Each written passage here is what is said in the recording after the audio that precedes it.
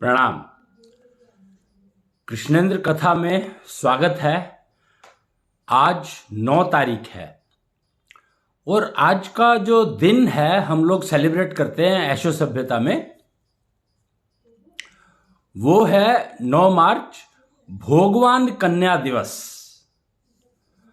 तो ये भोगवान कन्या दिवस का मतलब क्या हुआ, अर्थ क्या हुआ? इसमें लिखा है, जैसे कि ये पोस्ट बता रही है, ये इमेज, भोगवान कन्या is the one female whose sixth sense is cultivated into conjugal नियला सेंस। उफ, मतलब, और ये नीचे क्या लिखा है, एशो सिविलाइजेशन का जो टैगलाइन है वो है recycle ego into ornament. Okay, तो आज हम जो थोड़ा सा समझने की कोशिश करेंगे, क्योंकि आज भगवान कन्या दिवस है, तो भगवान कन्या का मतलब क्या है उसको समझने की कोशिश करेंगे और फिर देखेंगे कि ये बनना चाहिए कि नहीं बनना चाहिए। क्यों, पहले समझेंगे तभी डिसाइड कर सकते हैं कि बनना चाहिए कि नहीं बनना चाहिए। हमें अपनी बेटियों को भगवान कन्या बनाना है कि नहीं बनाना है। ये रास्ता कुछ नया सा नाम दिख रहा है, नया सा कुछ दिख रहा है, तो ये इस तरफ जाना चाहिए कि नहीं जाना चाहिए। पहली बात तो भगवान का मतलब क्या हो सकता है। ये भगवान शब्द कोई नया शब्द लग रहा है मेरे को, या पुराना शब्द है और हमें शायद कुछ कंफ्यूजन तो नहीं है इसमें। तो आज हम इसको समझने की कोशिश करेंगे और फिर नॉर्मल कन्या और भगवान कन्या में फर्क क्या है ये समझने की कोशिश करेंगे और देखते हैं क्या परिणाम निकलता है और ये कैसे हेल्पफुल होगा अच्छा जीवन बिताने में। क्योंकि टारगेट क्या है, लक्ष्य है जीवन, मानव जन्म मिला है तो इसका पूर्ण उपयोग हो, जीवन में पूर्ण आनंद रहे और जीवन में कष्ट मिनिमम हो, और जो भी मेरे आने का पर्पस है, पर्पस ऑफ लाइफ, वो मेरे को समझ में आए और मैं उस पर्पस को पूरा कर पाऊं। एक होता है लक्ष्य, एक होता है पर्पस। क्या ये दो चीजें एक ही हैं या अलग अलग हैं? Purpose and target, objective, target और पर्पस। तो ये तीन चार ऐसे कुछ तो बहुत सारे ऐसे शब्द हैं जिनके अंदर उलझ कर रह गई है जिंदगी। तो जो हम ये सोचते हैं, जो या एशो सिविलाइजेशन के एंगल से अगर हम सोचते हैं, समझते हैं, तो हमें शब्द तो उसमें भी है और दो तीन चार शब्द हैं। जैसे एक शब्द आता है, एशो सिविलाइजेशन कहती है कि एटलीस्ट आनंद में रहना सीखो। तो आनंद किसको कहते हैं? फिर पूर्ण आनंद प्राप्त करने की कोशिश करो। आनंद में रहना सीखो, पूर्ण आनंद प्राप्त करने की कोशिश करो और संपूर्ण आनंद को समझने की कोशिश करो। 3 शब्द हो गए इसमें भी। तो इसका ये जो है, ये मतलब क्या है? तो हम सबसे पहले, क्योंकि हमारा टॉपिक आज का भगवान कन्या है, तो भगवान कन्या के एंगल को, भगवान कन्या को ही समझने की कोशिश करेंगे हम। तो सबसे पहले उसमें शब्द आता है पर्पस, कि हमारी जिंदगी का पर्पस क्या है। और पर्पस आपको पता है जेंडर बेस्ड होता है। क्या पर्पस जेंडर बेस्ड हो सकता है? पहली बात तो क्या पर्पस का भी कोई जेंडर है? तो मेरे ख्याल से पर्पस का तो जेंडर कुछ होना नहीं चाहिए। पर्पस का जेंडर क्या हो सकता है? पर्पस का जेंडर, पर पर्पस ऑफ जेंडर जरूर हो सकता है। जेंडर का तो कोई ना कोई पर्पस होगा, पर पर्पस का कोई जेंडर हो इसकी मेरे को कोई तुक लगती नहीं है. मतलब I don't think you need to understand और to know the gender of the purpose. Whereas the purpose of each individual gender is all definitely different. और purpose is defined by whom. Purpose कौन बनाता है, कौन बताता है कि मेरा पर्पस क्या है. एज ए मेल मेरा पर्पस क्या है और एज ए फीमेल मेरा पर्पस क्या है. और क्या ये पर्पस बदलते रहते हैं.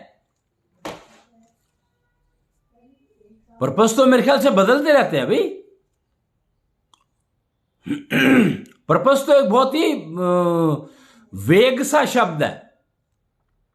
पर्पस ऑफ लाइफ समझने की बात कर रहे हैं अगर हम, तो purpose of life in which age. Definitely this question will get raise. ये प्रश्न तो आएगा ही, ये सवाल तो आएगा ही कि हम लोग पर्पस किस लाइफ के कौन से पड़ाव की बात कर रहे हैं, किस एज की बात कर रहे हैं. इस एज में हमारा पर्पस कुछ और है और थोड़ी और आगे एज में कुछ और है और आगे कुछ एज में कुछ और है, आगे कुछ एज में कुछ और है. ये तो बदलता रहता है एज के साथ. वो शायद समय के साथ बदलता रहता है. नहीं, समय के साथ नहीं बदलता, एज के साथ बदलता है. और एज तो सबकी अपनी अपनी है, इंडिविजुअल है. वो कहते हैं कि एक बर्थ डेट पर, एक डेट ऑफ बर्थ पर एस्ट्रोलॉजी को कैसे कंफ्यूज किया गया, ज्योतिष को कैसे दबाया गया साइंस के द्वारा, कि अगर एक ही डेट ऑफ बर्थ पे बहुत सारे लोग पैदा हुए तो वो उन सबका तो एक ही डेस्टिनेशन होना चाहिए. वो कहते हैं राम और रावण की राशि एक ही थी, तो फिर रावण क्या था और राम क्या था. इसका मतलब हमने कहीं ना कहीं कुछ तो गलती की है, कुछ तो गड़बड़ की है समझने में, कुछ तो रास्ते गलत पकड़े हैं. राशि क्या होता है और क्या राशि के हिसाब से नाम रखा जाता है. मतलब इतने सारे कंफ्यूजन पैदा करने के लिए हमने क्या क्या किया. सबसे पहले तो हमने भाषा को खराब किया. सबसे पहले हमने भाषा को खराब किया. खराब किया से मतलब कि भाषा के अंदर जो अक्षर ज्ञान है उसको हमने क्या कहूं मैं, आधा अधूरा क्या कर दिया.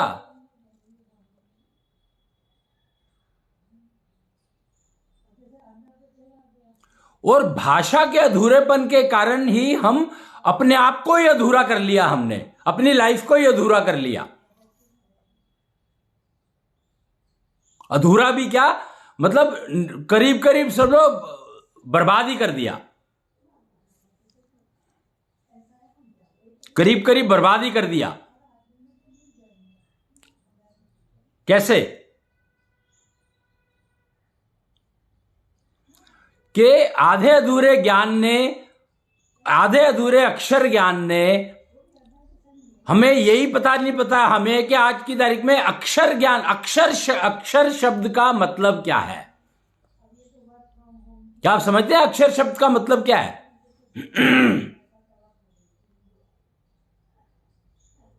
अक्षर शब्द का मतलब है वो एंटिटी जो कभी खत्म नहीं हो सकती, कभी डिटीरियोरेट नहीं हो सकती, जैसी थी वैसी ही रहेगी, पूर्ण है, सनातन है. और फिर कहते हैं सनातन शब्द का मतलब नहीं पता हमें. भैया सनातन शब्द का मतलब कैसे पता होगा जब आपका अक्षर ज्ञान ही पूरा नहीं है तो.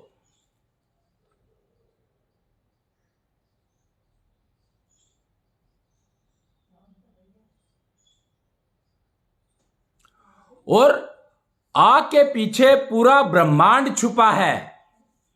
आ के पीछे अक्षर, अ आकाश नहीं। यहां पे कंफ्यूजन हो गया। जो तत्वों की बात करते हैं जो लोग, उनको देखो, उनको कंफ्यूजन हो गया।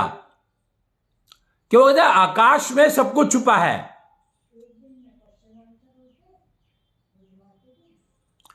आ और आ, ये दो है अक्षर, अलग अलग अक्षर हैं दोनों। आ के पीछे कुछ नहीं छुपा हुआ। अ के पीछे ब्रह्मांड छुपा है। आ के पीछे तो अधूरा है, जो कुछ है पूरा नहीं है। पूरा ब्रह्मांड की बात करेंगे तो अ के पीछे है अक्षर।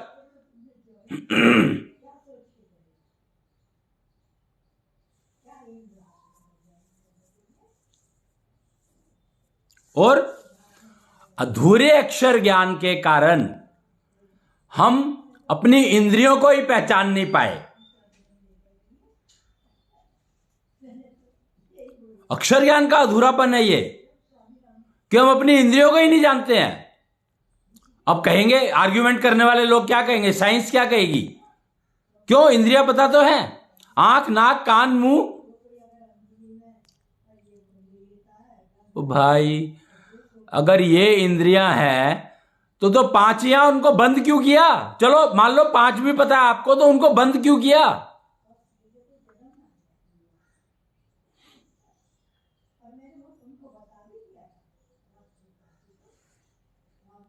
और पांच बताई गई है इंद्रियां। इंद्रियां पांच बताई गई हैं, है ना। और पांच इंद्रियां हम डिफाइन नहीं कर सकते अभी क्लियरली। और जब पूर्ण अक्षर ज्ञान की बात करते हैं हम, तो इंद्रियां 10 हैं। मैं ज्ञानेंद्रियों की बात कर रहा हूं। और कन्या में तो 12 है। 12 ज्ञानेंद्रियां हैं कन्या में, और पुरुष में 10। और हम इक्वालिटी की बात करते हैं। हम जेंडर इक्वालिटी करना चाहते हैं, कैसे कर सकते हो? कैसे करोगे? Give me one reason. क्या आप उनकी 2 इंद्रियां कम कर दोगे, काट के फेंक दोगे, या अपनी 2 इंद्रियां बढ़ाओगे? सोचो क्या करोगे? तो जेंडर इक्वालिटी तो संभव ही नहीं है। और जिसके पास 12 इंद्रियां हैं, वो जेंडर इक्वालिटी क्यों कहेगा करने को?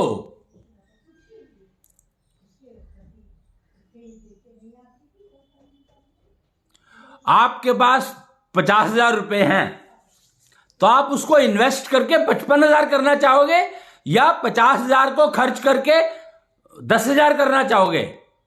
फालतू पैसे की बात कर रहा हूं मैं।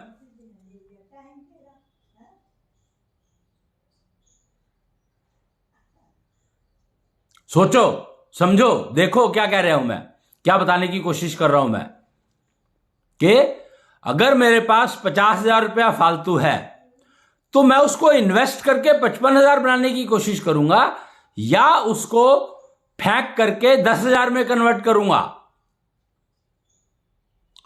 तो कोई भी इंसान, पूरे वर्ल्ड की बात कर रहा हूं मैं, पूरा वर्ल्ड,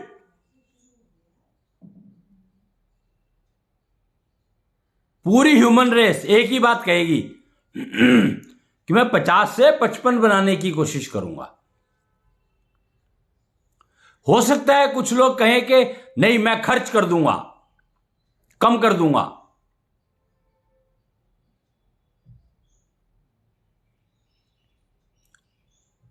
पर वो कम नहीं कर रहा है, वो उसको इन्वेस्ट कर रहा है 55 की जगह पे 75 बनाने की, 500 बनाने की। मतलब कुछ normal average person will talk about 50 से 55 कर लूं। जो समझदार होंगे वो कहेंगे 50 से 55 क्या होता है, 50 से 500 कर ले, 10 गुना तो हो कम से कम। पर ऐसा नहीं कोई मिलेगा कि जो 50 से कम कर ले, 40 भी कर ले, एक भी नहीं मिलेगा। हो जाए अपने आप से वो अलग बात है।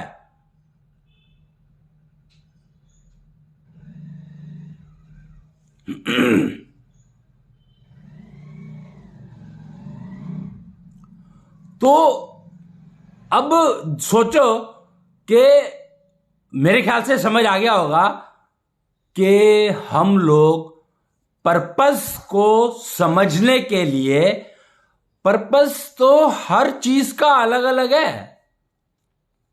हर जेंडर का तो अलग अलग है ही, हर एज में पर्पस अलग हो जाता है, हर एज में पर्पस अलग हो जाता है। और पर्पस के लिए यूज क्या करोगे, रिसोर्सेज अलग अलग हो जाते हैं। उस पर्पस के लिए जो रिसोर्सेज चाहिए अगर आपके पास नहीं है तो पर्पस को क्या करोगे आप, उस पर्पस का बेकार है। और अगर आपके पास रिसोर्सेज ज्यादा है और पर्पस छोटा रखा आपने तो बेकार है, कष्ट होगा। और अगर आपके पास रिसोर्सेज कम है और पर्पस बड़ा रख लिया तो रिसोर्सेज इकट्ठे करने में आपकी जिंदगी निकल जाएगी, तो पर्पस बेकार हो गया।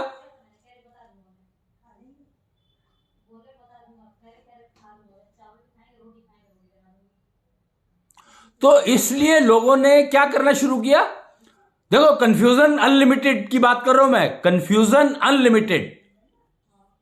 बात क्या करी शुरू कर दी, पर्पस ऑफ लाइफ क्या है। आपकी पर्पस ऑफ लाइफ क्या है। तो मेरे से किसी ने पूछा कि आपकी पर्पस ऑफ लाइफ क्या है। जब बात हो रही थी, इसी टॉपिक पर बात हो रही थी, तो naturally I was the first one two ask, I was the one to whom this question was asked by public कि आपकी लाइफ का पर्पस क्या है। तो मैंने पूछा कि आप पर्पस पूछ रहे हो या टारगेट पूछ रहे हो या ऑब्जेक्टिव पूछ रहे हो।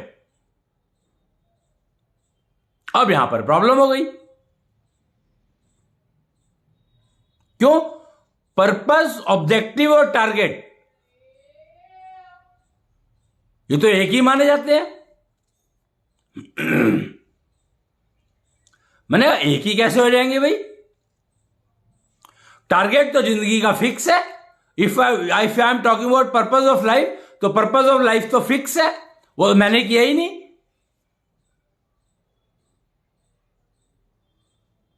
वो तो मैंने किया ही नहीं, पर वो तो फिक्स है, उसको तो बदल ही नहीं सकता मैं, उसको बदल भी नहीं सकता मैं।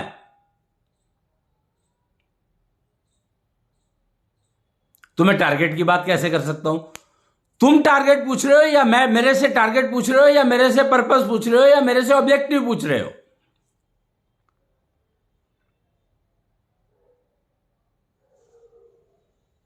तो मैंने कहा अगर आप पर्पस को टारगेट मान करके पूछ रहे हो तो वो मेरे हाथ में है नहीं। मेरा टारगेट ऑफ लाइफ है मरना, फिक्स है, चेंज नहीं हो सकता, डेस्टिन्ड है।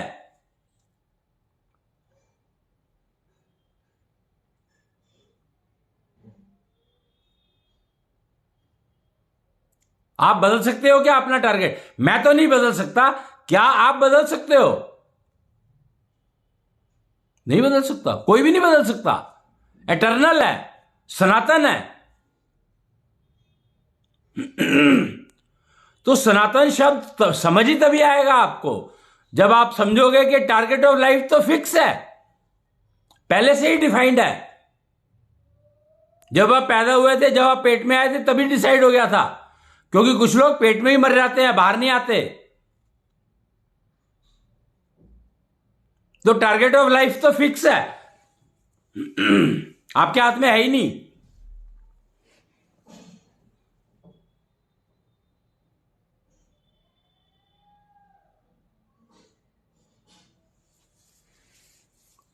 फिर ऑब्जेक्टिव। अच्छा, ऑब्जेक्टिव क्या है आपका? मतलब जब 3 शब्द आ गए ना, पहले तो खाली पर्पस की बात हुई थी शुरू, पर अब 3 शब्द आ गए। अच्छा, आप ऑब्जेक्टिव क्या, आपका टारगेट तो आपने बता दिया, तो इस टारगेट को हम मतलब आर्ग्यूमेंट भी नहीं रही इसमें तो कुछ करने की, और ये तो पक्का हमें सबको पता है ये बात। ऑब्जेक्टिव क्या है लाइफ का?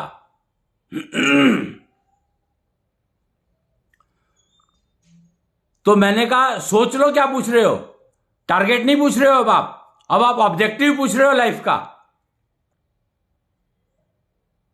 कहते हैं जी, अब हम जानना चाहते हैं कि आपकी लाइफ का ऑब्जेक्टिव क्या है। तो मैंने कहा कि मेरी लाइफ का ऑब्जेक्टिव है कि मरना तो है ही, टारगेट तो मुझे चाहिए ही चाहिए, पर मैं कष्ट में ना मरूं। जब मैं मरूं तो मेरे को कोई कष्ट ना हो। मेरी जिंदगी जब तक मैं मरता नहीं हूं, जब तक मेरी जिंदगी कष्ट मुक्त बीते, बिना कष्ट के बीते, यह मेरा ऑब्जेक्टिव है। क्या आप इस ऑब्जेक्टिव को प्राप्त करना चाहोगे? क्या आप अपना ऑब्जेक्टिव भी यही रखना चाहोगे? यह है सनातन ऑब्जेक्टिव। मैं सनातनता डिफाइन कर रहा हूं। हम लोग भगवान समझने की कोशिश कर रहे हैं पहले, क्योंकि भगवान शब्द समझना है हमें। तो भगवान शब्द सनातनता का शब्द है भगवान। सनातनता देन है भगवान की, और सनातनता को ही संपूर्ण आनंद कहा गया है भगवान द्वारा।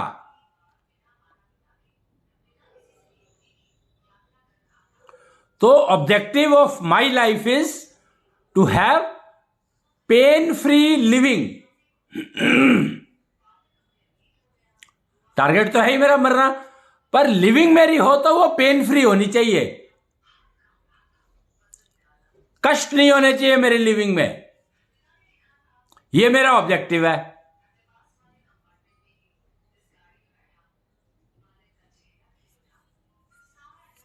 अब पर्पस, अब तो पर्पस तो बहुत अच्छे से डिफाइन हो गया भाई। कैसे? पर्पस का तो आपने बताया ही नहीं अभी, तो पर्पस कैसे डिफाइन हो गया? तो purpose of life is that I should be able to learn and practice all those systems which give me pain-free living. मुझे वो सारी विधियां सीखनी है, समझनी है, उपयोग करनी है, जिससे मेरी जिंदगी पेन फ्री चले।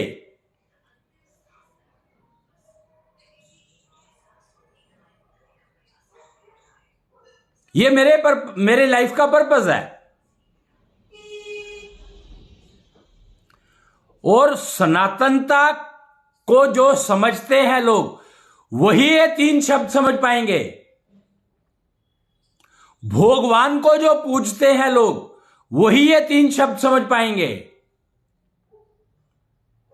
Purpose, objective and target. आनंद, पूर्ण आनंद, संपूर्ण आनंद।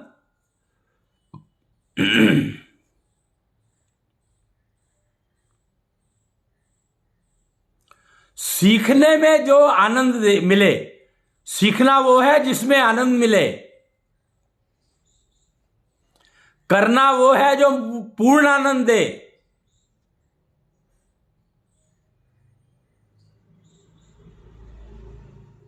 और मृत्यु वो है जिसमें संपूर्ण आनंद मिले।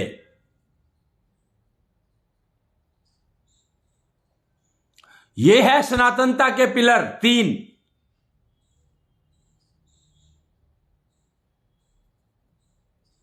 और ये भगवान सिखाता है, भगवान का दिया हुआ है। अब भगवान कौन? तो भगवान को हमारे यहां पर हिंदू संस्कृति में, सनातन कल्चर में, ऐशो सभ्यता में और अन्यानी सभ्यता में महाविष्णु कहा गया है, कृष्णांश। कृष्णांश ही है वो जो आपको ये तीनों दे सकता है।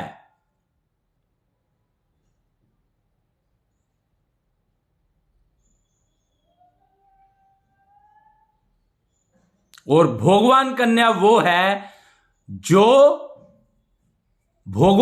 वो है जो पैदा होते ही जिसके पिता उसका विवाह कृष्णांश से करवा देते हैं। अगर विवाह का शब्द का मतलब आप सनातनता के उससे समझोगे तो समझ आएगा आपको। विवाह का मतलब होता है भगवान से जुड़ना। वो ना पहले हिंदू संस्कृति में पति को भगवान मानते थे लोग।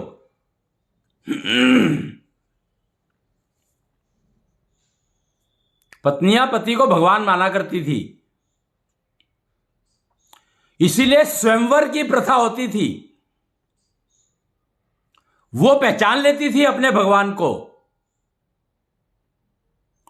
सीता जी ने राम को पहचाना, पार्वती ने शंकर को पहचाना, रुक्मिणी ने कृष्ण को पहचाना, संतुष्टि देवी ने कृष्णांश को पहचाना। 4 युग की बात कर रहा हूं मैं। चारों युगों में 4 युगल हुए हैं। सतयुग में शंकर पार्वती, त्रेता युग में राम और सीता, द्वापर युग में कृष्ण और रुक्मिणी, कलयुग में कृष्णांश और संतुष्टि इप देवी, काली, महाकाली का कलयुगी रूप, जो संतोष प्रदान करती है, संतुष्टि देती है, आनंद, पूर्ण आनंद में ले जाती है, संपूर्ण आनंद तक पहुंचा सकती है।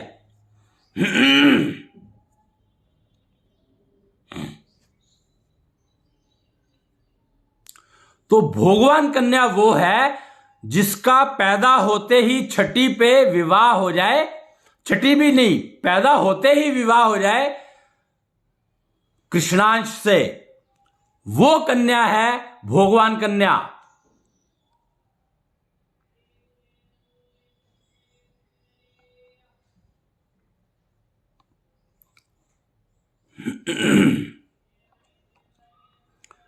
और सनातनता के विवाह को सनातन विवाह मतलब सनातन होना चाहिए, परमानेंट।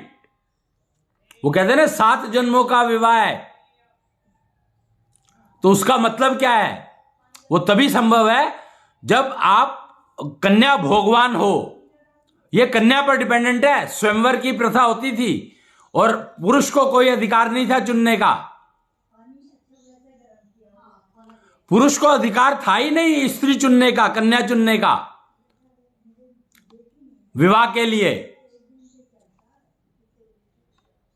और स्त्री को अपने पति की पहचान, पति और भगवान में फर्क की बता रहा हूं मैं।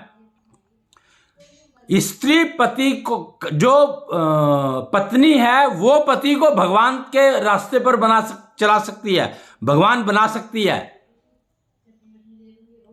प्रोवाइडेड जिससे वो विवाह कर रहा है वो भोगवान कन्या हो। अगर भोगवान कन्या होगी, वो अगर पत्नी बनती है तो वो पति को भगवान बना सकती है।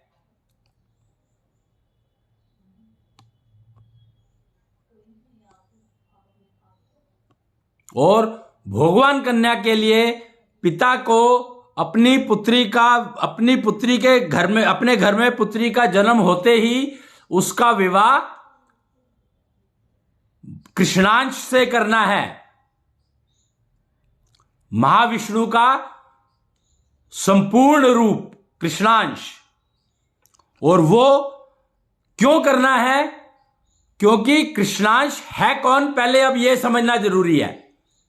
हम भगवान समझने की कोशिश कर रहे हैं, तो कृष्णांश क्या है, कौन है, यह समझना पड़ेगा हमें।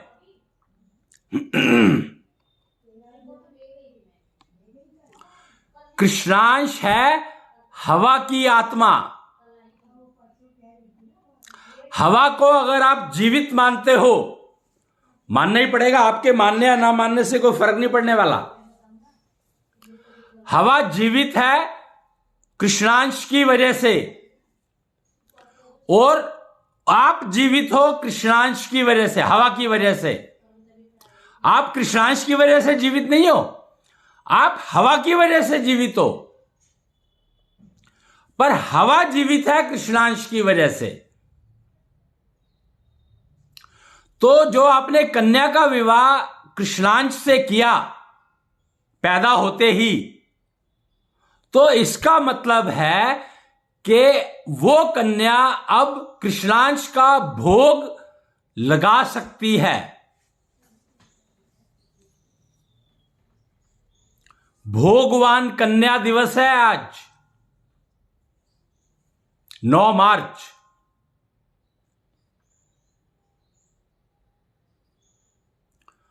और भोग हमेशा कन्या लगाती है।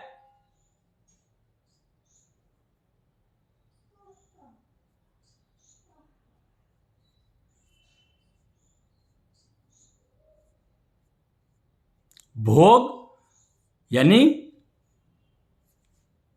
आनंद, वो भोजन जो आनंद दे,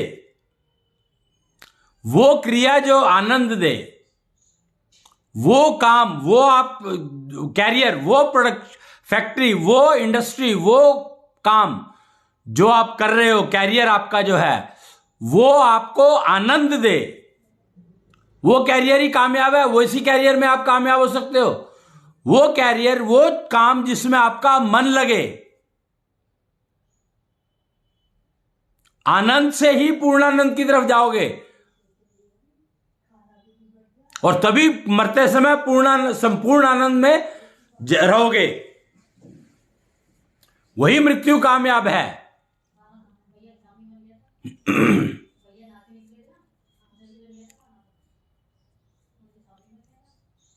सनातन प्रक्रिया में कन्या का ही सबसे बड़ा रोल है सनातनता प्राप्त करने में। प्रैक्टिकल सनातनता इंप्लीमेंटेशन प्रोग्राम चल रहा है। प्रैक्टिकल सनातनता इंप्लीमेंटेशन प्रोग्राम PSIP।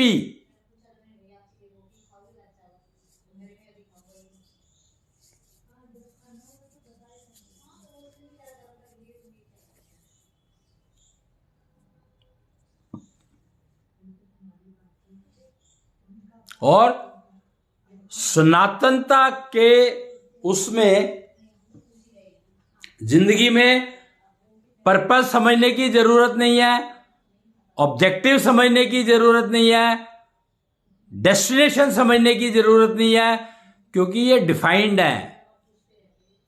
सिर्फ समझना है अपने आप को, बनाना है अपने आप को।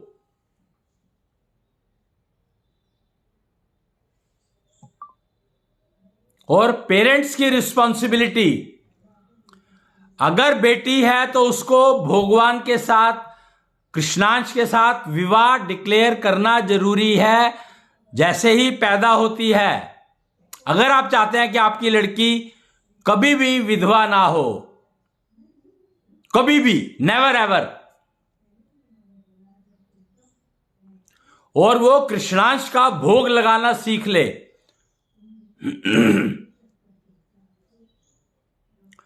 और सिक्स सेंस की बात करी गई है यहां पर। मैंने जैसे बताया कि कन्याओं में 12 सेंसेस होती हैं, पुरुषों में 10।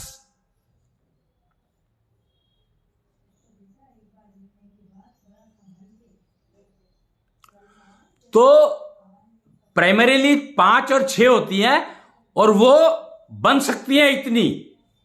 तो जब कृष्णांश का भोग लगाना सीखते हैं तो ये सब कुछ शुरू हो जाता है। सिक्स सेंस का काम, सिक्स सेंस को कल्टीवेट करने के लिए, जो नरिश करने के लिए, डेवलप करने के लिए कृष्णांश जरूरी है। बिना कृष्णांश के वो संभव ही नहीं है कि सिक्स सेंस ठीक काम करे, ठीक काम करे, ठीक से कल्टीवेटेड हो। अदरवाइज वो है तो सही, सेंस तो है ही, प्रकृति की देन है, वो तो बाय बर्थ मिलती है आपको, पर उसकी सिचुएशन क्या है कुछ पता ही नहीं है।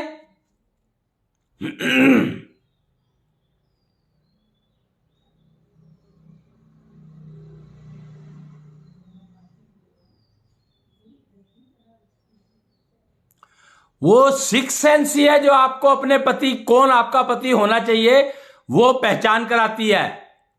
वो सिक्स सेंस ही है कि आप अपने मन को समझ पाओ। वो सिक्स सेंस ही है जिससे आप अपने मन को कंट्रोल कर सकती हो। पुरुष अपने आप को कंट्रोल नहीं कर सकता कभी भी, क्योंकि उसमें सिक्स सेंस है ही नहीं।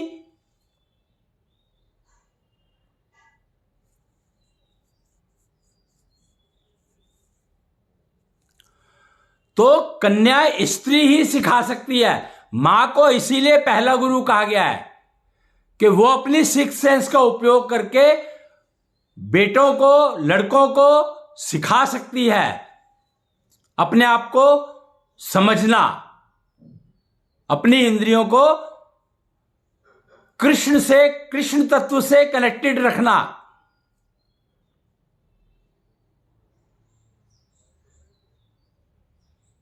आज क्योंकि पुरुषों की बात इतनी नहीं होगी, क्योंकि भगवान कन्या दिवस है आज।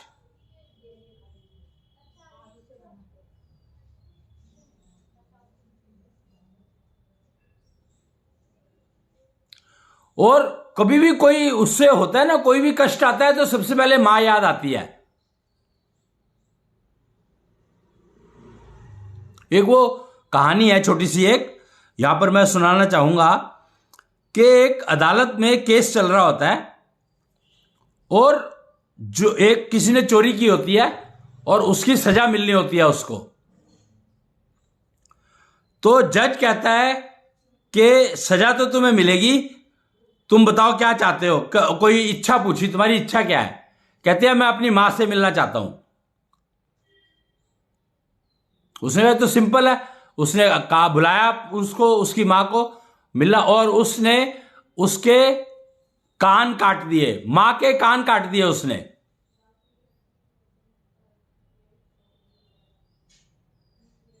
और कहा कि तूने अगर बचपन से मुझे रोका होता चोरी बताया होता कि चोरी करना गलत काम है, तो आज मेरे साथ ये नहीं होता।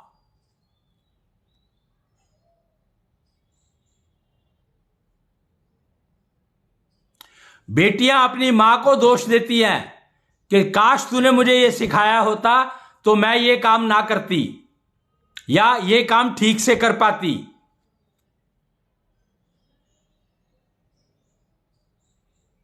बेटे अपनी पत्नी को लेकर अपनी मां को छोड़ करके अलग हो जाते हैं। वो कहते हैं तूने हमें यही सिखाया।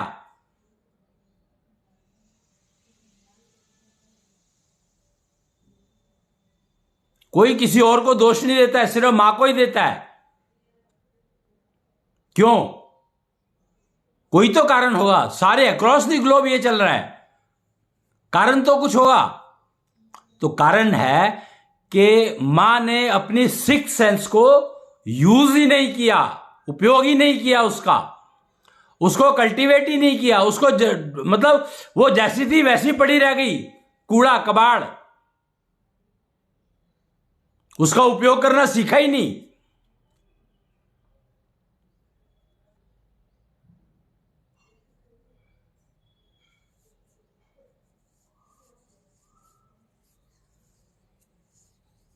उसको किसी ने बताया ही नहीं कि तेरे को कृष्णांश का भोग करना है। अगर अपनी जो सेंस तेरे को दी गई है उसको नरिश करना है, उसको पालन पोषण करना है उसका, तो उसके लिए कृष्णांश का यूज करना पड़ेगा।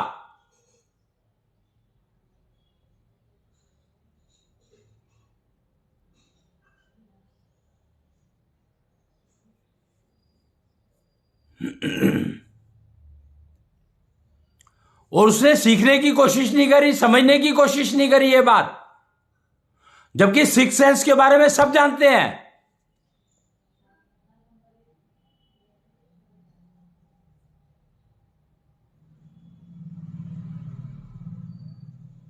बात करते हैं, ये सब कुछ हुआ सिर्फ इसलिए कि हमने अक्षर ज्ञान पर ध्यान नहीं दिया। अधूरे ज्ञान पर, अधूरे अक्षरों में अपनी जिंदगी को वेस्ट कर दिया। कहते हैं संस्कृत में 108 अक्षर होते हैं। मुझे नहीं पता क्योंकि मुझे संस्कृत नहीं आती है, परंतु यह फैक्ट है कि संस्कृत में अगर 108 अक्षर होते हैं, जो कि अगर लोग कह रहे हैं तो होते ही होंगे। मुझे संस्कृत आती नहीं है तो इसलिए मैं नहीं कह सकता यह बात, पर सुना है। वो तो आप गूगल से पूछ लो ना, गूगल बता देगा आपको, सर्च करके देख लो। तो वो 108 का मतलब क्या है? अगर वो 108 का मतलब समझना है तो आपको हिंदी सीखनी पड़ेगी। वो संस्कृत बेकार है जब आपको हिंदी अगर नहीं समझ आती तो। हिंदी के बिना संस्कृत का उपयोग है ही नहीं कुछ। हिंदी पूर्ण लैंग्वेज है, पूर्ण भाषा। हिंदित्व एक मॉलिक्यूल होता है, हिंदित्व भाषा मॉलिक्यूल कहते हैं उसको। वो हर इंसान में प्रेजेंट है। वो क्या करता है? वो आपके सोच को शब्दों में कन्वर्ट करता है। मॉलिक्यूल है वो एक।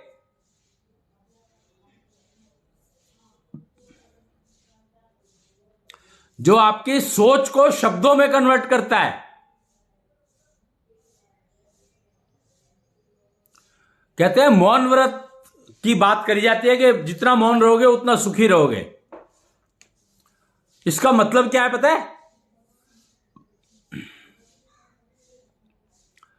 इसका मतलब यह नहीं है कि आप चुप रहो।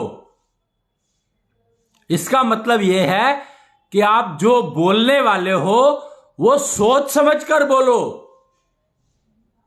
मौन रहने से काम नहीं चलता है। आपका हिंदित्व मॉलिक्यूल मर जाएगा। भाषा तत्व का जो मॉलिक्यूल है वो मर जाएगा अगर आप बोलोगे नहीं तो।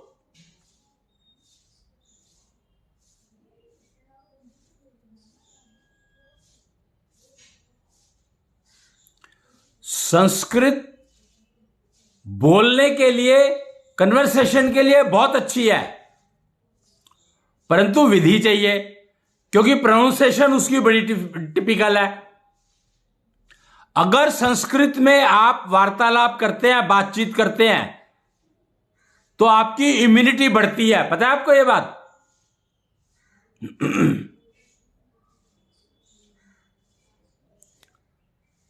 इम्यूनिटी बढ़ती है। तो संस्कृत जो है बोलने के लिए अच्छी है, सुनने के लिए नहीं।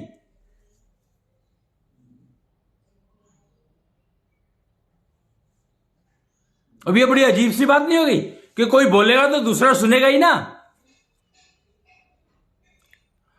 तो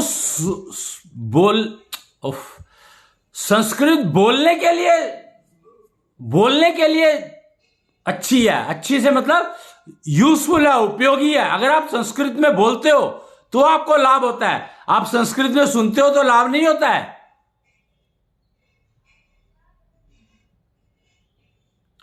जब आप संस्कृत में बोलते हो तो आपके अंदर वो वाइब्रेशंस जनरेट होती है जो कि आपको आपकी इम्यूनिटी लेवल को बढ़ाती हैं।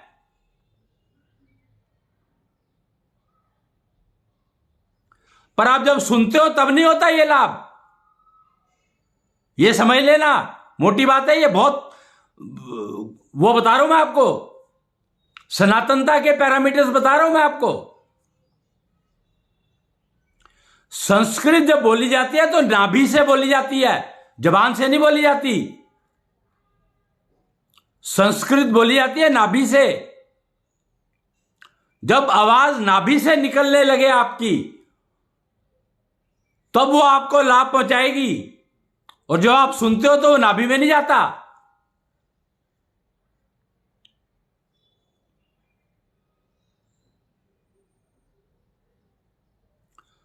तो संस्कृत बोलने के लिए फायदेमंद है। इसीलिए पहले श्रुति और स्मृति की बात चला करती थी। श्रुति और स्मृति ये वेदों की देन है। श्रुति और स्मृति, जहां पर भी आपको सुना करके और याद करने की बात करी जाती है तो बोल करके याद करो। अगर आप जाओ बचपन में तो आपको पहाड़े याद कराया करते थे, गिनती याद कराया, बोल करके कराई जाती थी कि बोल करके करो।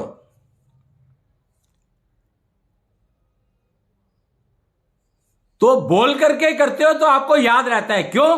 क्योंकि जो कान सुनते हैं वो मेमोरी में जाता है।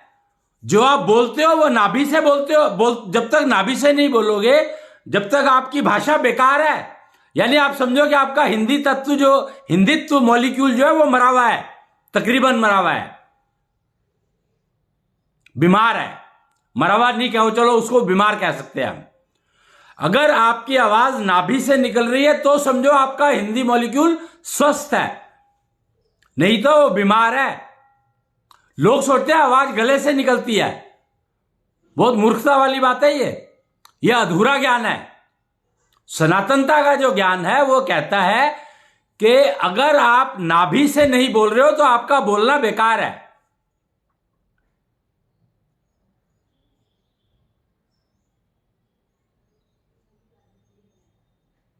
एक शब्द सुना होगा आपने, दोगलापन। दोगलापन का मतलब दो गला, दो गले हैं और गले से आवाज निकलती है, तो बता ही रहे हैं। तो दो गले कैसे हो गए भाई?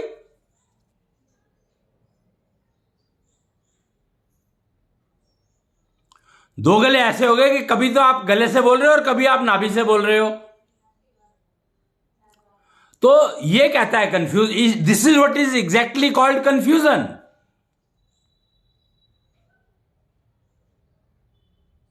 भ्रम, भ्रमित यही है, भ्रम में रहना, कंफ्यूजन में रहना। क्या आपको यही नहीं पता कि आप बोल किससे रहे हो? गले से बोल रहे हो या नाभि से बोल रहे हो? कब गले से बोल रहे हो, कब नाभि से बोल रहे हो?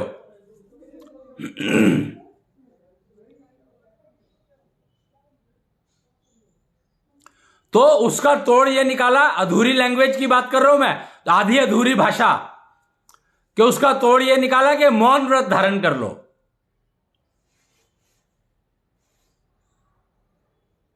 जबकि मौन रहने का मतलब है पहले तोलो फिर बोलो। जब तक आपको ठीक शब्द ना मिल जाए, जो नाभि से निकले वाले शब्द ना मिल जाए, तब तक आप बोलो मत, तब तक मौन रहो।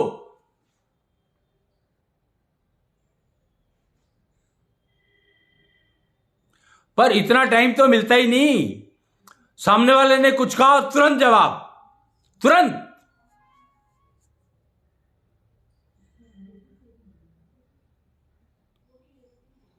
इसमें आपने खोया क्या पता है आपको? जब आप तुरंत जवाब देते हो तो आपने खोया क्या? आपने सब कुछ खो दिया एक्चुअली। आपने आनंद खो दिया, आपने पर्पस खो दिया, आपने ऑब्जेक्टिव खो दिया। टारगेट तो बदल नहीं सकता।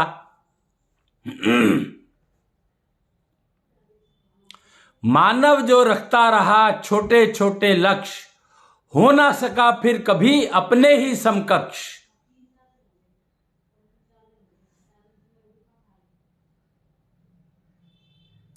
रहीमन धागा प्रेम का मत तोड़ो चटकाए, टूटे से फिर ना जुड़े, जुड़े गांठ पड़ जाए। तो ये है इंस्टेंट रिएक्शन के रिजल्ट्स। गले से बोलने के परिणाम है ये। गले से बोल रहे हो और जो सुना वही बोल रहे हो। उसने गाली दी, आपने भी तुरंत गाली दे दी।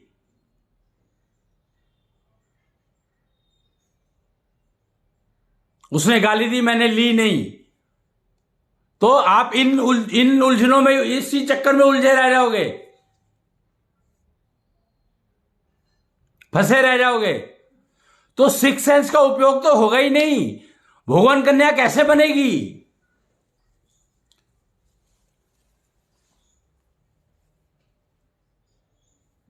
भगवान कन्या जब तक सनातनता के रास्ते पर नहीं चलेगी, पुरुष तो चल ही नहीं सकता।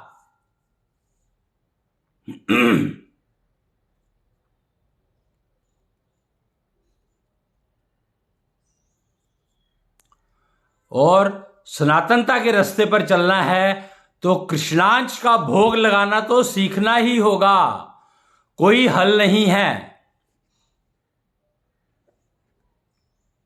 जब जागे तब सवेरा कहा जाता है, अभी से शुरू कर दो। और शुरू होना चाहिए पैदा होने से, एक्चुअली गर्भ में आने से नहीं, डिलीवर होने के बाद से।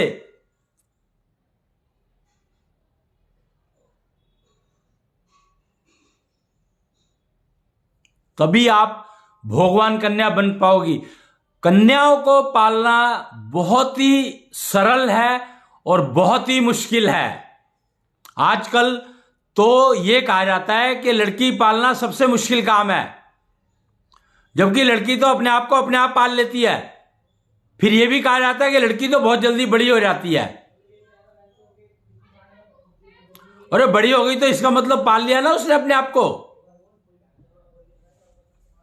तो पालना मुश्किल कहां हुआ।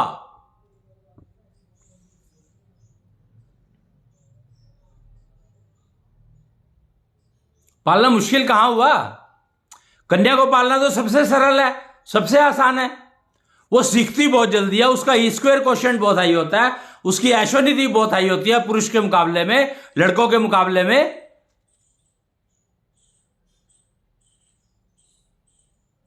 एक एक्स्ट्रा सेंस दी गई है उसको, और वो 24 तक जा सकती है, पुरुष 20 तक जा सकता है सिर्फ। और वो 20 तक भी तब जाएगा जब कन्या उसको डेवलप करेगी, तो कोई कन्या गाइड करेगी तब, नहीं तो नहीं जा सकता, संभव ही नहीं है।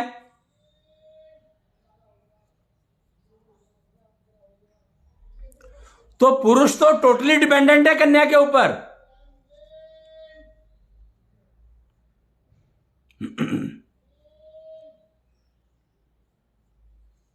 Totally dependent, completely dependent. और आज जो महिलाओं की यह स्थिति हो गई है, वो सिर्फ इसलिए हो गई है कि उन्होंने समझा कि वो पुरुष के ऊपर डिपेंडेंट है।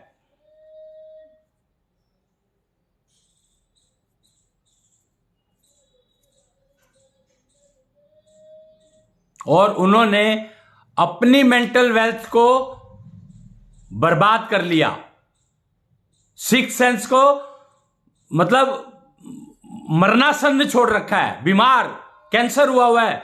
सिक्स सेंस को महिलाओं की कैंसर हुआ है आज की तारीख में, इसलिए वो ठीक हो ही नहीं सकती, होने को तैयार नहीं है, क्योंकि उनको पता ही नहीं है कैंसर है कहां पर, प्रॉब्लम, बीमारी है कहां पर।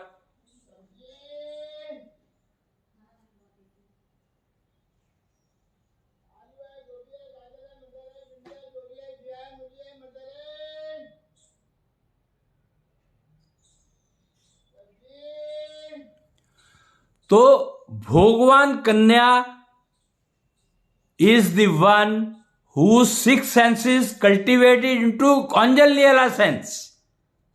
अब ये कॉन्जनलियला क्या है? कॉन्जनलियला means the person who is well wisher to the society as a whole।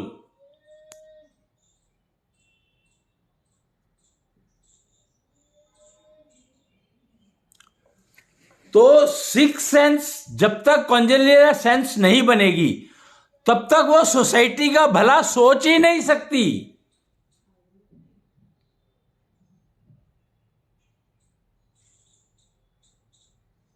समझ ही नहीं सकती कि उसको सोसाइटी के प्रति करना क्या है।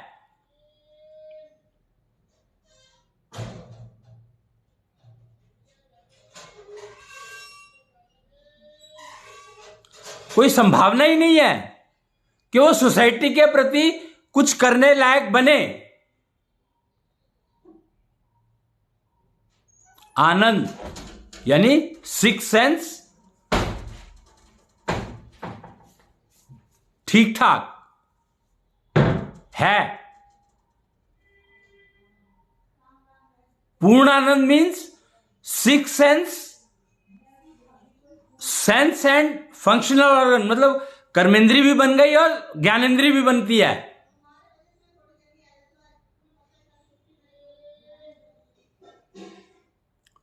पूर्ण आनंद, और फिर उसका उपयोग सोसाइटी के लिए संपूर्ण आनंद देता है। और वो कन्या ही भगवान कन्या है जो एटलीस्ट पूर्ण आनंद में तो रहे। पूर्ण आनंद में रहे तो और बेटर है, पर आनंद में तो रहे। जब तक कन्या ही आनंद में नहीं होगी तो बेटा और पुरुष तो आनंद में हो ही नहीं सकता। उसको बेचारे को तो पता ही लगेगा कि आनंद कहते किसको है। उसकी तो कष्टदायक जिंदगी रहेगी रहेगी।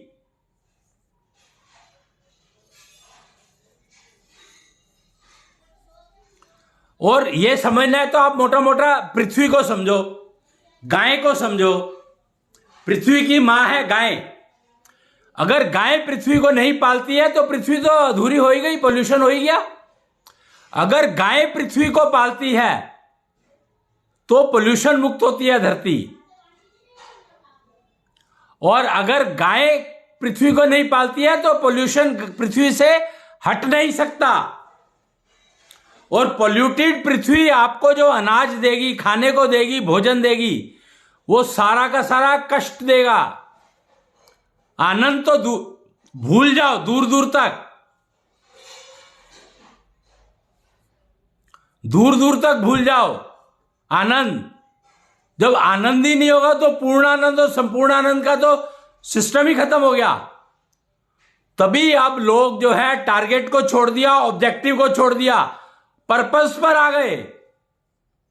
Downfall of the society.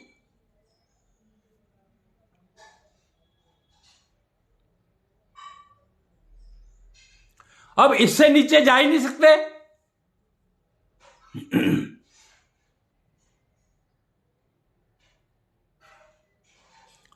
Downfall of the society, इससे नीचे हम जा नहीं सकते।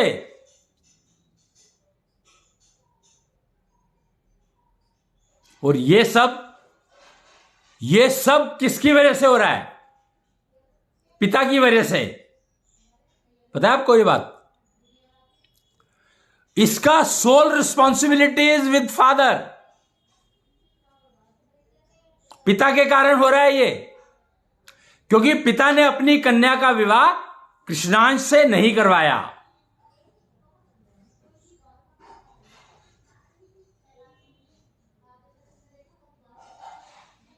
और ये करवाना है, ये उसने समझा ही नहीं, सीखा ही नहीं।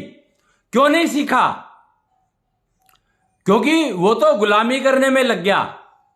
अब गुलामी किसकी?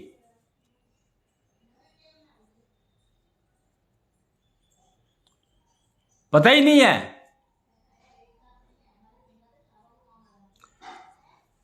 पता ही नहीं है।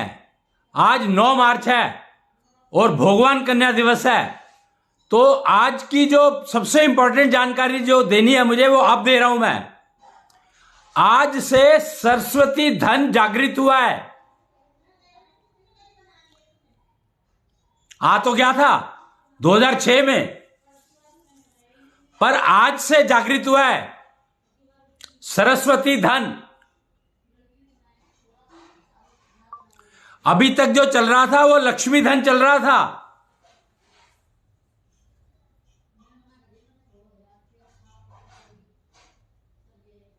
अब शुरू हुआ है आज से सरस्वती धन। और अगर आप लक्ष्मी धन कमा रहे हो तो आप गुलामी कर रहे हो, और अगर आप सरस्वती धन कमाओगे तो आप सनातनता की तरफ चलने लगोगे। प्रैक्टिकल सनातनता इंप्लीमेंटेशन प्रोग्राम चल रहा है।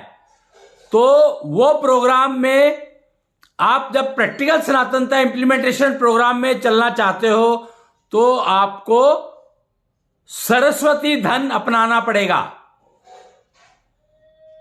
आपको करेंसी चेंज करनी पड़ेगी आपकी, कि आप लक्ष्मी धन को कन्वर्ट कर लो सरस्वती धन में।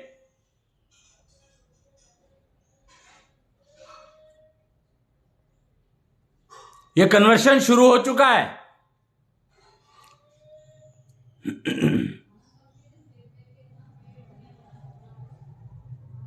पर यह व्यवहार में तब आएगा जब सरकारें इसको अडॉप्ट करेंगी। अभी तो आप आपस में लेन देन उससे कर सकते हो, रिलेशंस में जो आप वो देते हो ना, क्या कहते हैं उसको, गिफ्ट, सगन जिसको कहा जाता है, कम से कम वो सरस्वती धन में देना शुरू करो।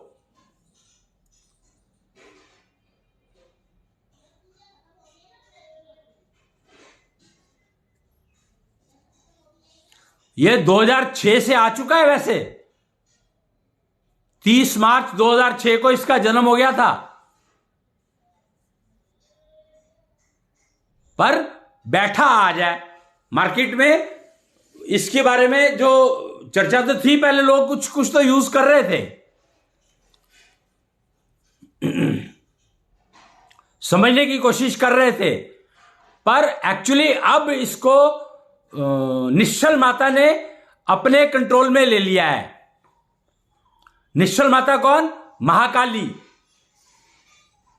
महाकाली अब निश्चल माता के रूप में बैठ गई है, बैठ रही है। कहां बैठेगी? अंबाला में। आई थी वो पीछे, मेरे ख्याल से कब आई थी पता नहीं, हो गए 4-6 महीने, अक्टूबर नवंबर की बात है, या उससे पहले। नहीं, अक्टूबर नवंबर क्यों, अगस्त, शायद जुलाई में आई थी। हां, जुलाई में आई होगी, या अर्ली अगस्त या जुलाई, मुझे पता नहीं है, याद नहीं है ठीक से। तो वो अब निश्चल माता बनकर के बैठेगी। पहले एक बार उनकी पिंडी रूप बैठा था हसनपुर कला, परीक्षित गढ़ी, मेरठ के पास, हापुड़ और मेरठ के पास किठौर एक जगह है, उससे थोड़ा सा आगे एक गांव है हसनपुर, वहां वो पिंडी रूप में बैठी थी और फिर वहां से चली गई थी। वो कहां गई पता नहीं, लेकिन अब वो अपने पूर्ण रूप में आई हैं। उसकी चित्र मेरे पास है नहीं अभी, नहीं तो मैं दिखाता आपको।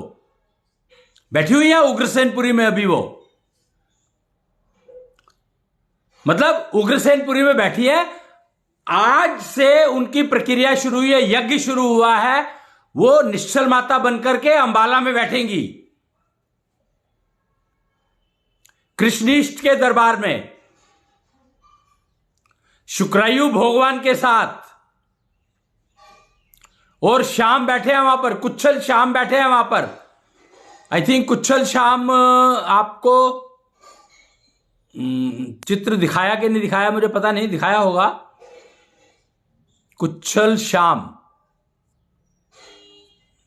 का एक इमेज है, मैं देखता हूं, अगर मुझे मिल जाती है तो मैं आपको दिखाता हूं।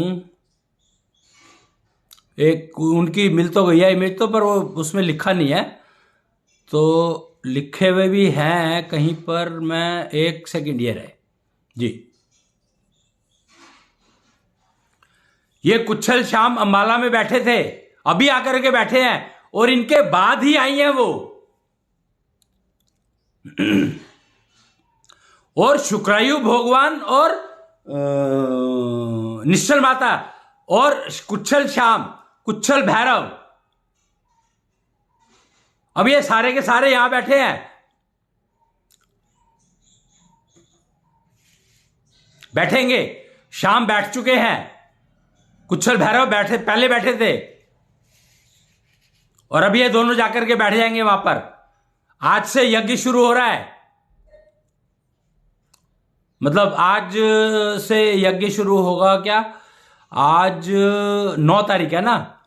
नहीं, वो अभी देखना पड़ेगा यज्ञ शुरू कब से होगा। डिक्लेरेशन आज हो गई है, कुछ पूर्ण हुआ होगा आज, तो डिक्लेरेशन आज हुई है, आज आ गई वो, मतलब निश्चल माता आ गई है, ये पक्का हो गया है। और सरस्वती धन उन्हीं के कंट्रोल में है।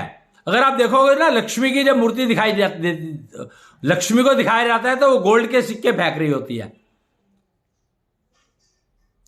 पर ये जो है ये गोल्ड के सिक्के नहीं फेंकेगी। गोल्ड तो इन्होंने डिस्कार्ड कर दिया।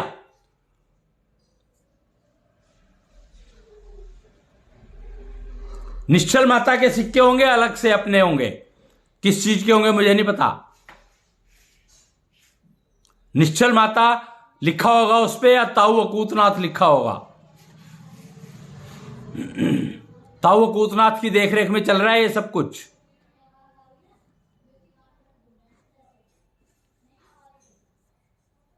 ताऊ अकूतनाथ बैठे हैं यहां पर क्रॉसिंग रिपब्लिक गाजियाबाद उत्तर प्रदेश में, वहां से चला रहे हैं ये सारी अपनी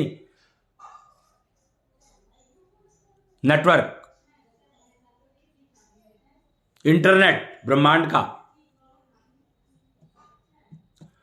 तो भगवान कन्या का मैंने थोड़ा सा बताया आज आपको, बहुत तो नहीं बता पाया पर फिर भी कुछ जानकारी उपलब्ध करा दिया मैंने, देख लेना आप, समझ लेना। और अब क्योंकि समय समाप्त हो रहा है तो मैं आज का सत्र यहीं पर समाप्त करना चाहूंगा और हम लोग गाय ज्ञानिता गा करके सत्र की समाप्ति करते हैं। तो अब हम गाय ज्ञानिता गाएंगे इस आशा के साथ कि पिता समझेंगे अपनी जिम्मेदारी और अपनी कन्याओं का विवाह कृष्णांश से करवा देंगे तुरंत। अनमैरिड कन्याओं की बात कर रहा हूं मैं, और मैरिड फीमेल्स की मैरिज कृष्णांश से करवाना उनके पतियों की जिम्मेदारी है और उनके पिता से करवाना पड़ेगा। अब ये समस्या है थोड़ी सी, लॉन्ग रास्ता लंबा हो गया, क्योंकि समय पर जो काम ना हो तो फिर पूरा होता नहीं है, वो अधूरा रह जाता है, और पूरा करने की संभावना हो गई है। अब आप देखो कैसे करोगे कि पति को पत्नी के पिता को कहना पड़ेगा कि इसका विवाह कृष्णांश से करवाओ।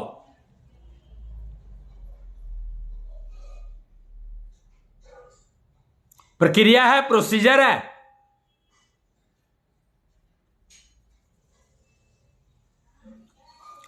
तो ये आज की कथा का जो वो था, बताने का सिस्टम था, मैंने बताया। अब हम गाय ज्ञानिता गा करके आज के सत्र को यहीं पर समाप्त करेंगे। इतनी शक्ति हमें दे न माता, मन पे विश्वास कमजोर ना हो, अनेक रास्तों में है एक रास्ता, भूल कर भी कोई भूल ना हो। इतनी शक्ति हमें दे न माता, मन पे विश्वास कमजोर ना हो। जय कृष्णेंद्र।